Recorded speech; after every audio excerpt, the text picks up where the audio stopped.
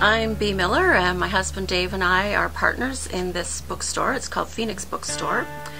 We bought it from our good friend Bruce Coulter, who founded it in 1980 in a different location, but it's been in this location for, I don't know, maybe 20 years. We buy, sell, and trade secondhand books. We have so many books, as you will see. Dave and I take great pride in running this business and keeping all these pages out of landfill. That's a big part of it.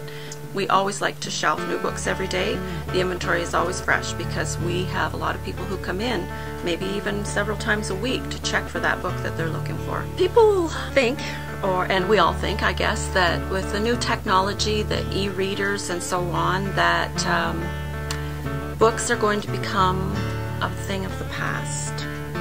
Sort of like our black and white televisions, things like that.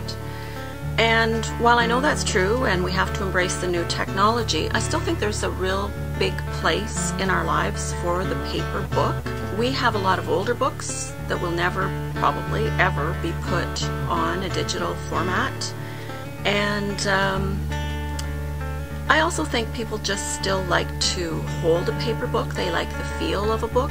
I think that for children, the pictures and the turning the pages is something that is important. The store is filled with just fun and interesting things for people to look at.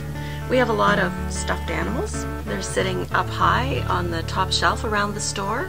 A lot of people bring their kids in just to look at those. And, you know, if we find something interesting, we bring it in. We have plants in the store. So we're located, as I said, in downtown Owen Sound, right on 2nd Avenue East. It's 980 2nd Avenue East. We're open every day in the summer. In the wintertime we close on Sundays. So we open about 9:15 in the morning on weekdays, close at 5:30. Friday nights we're here till 8. And Saturday we give ourselves a real big break and go home at 5 o'clock in the afternoon.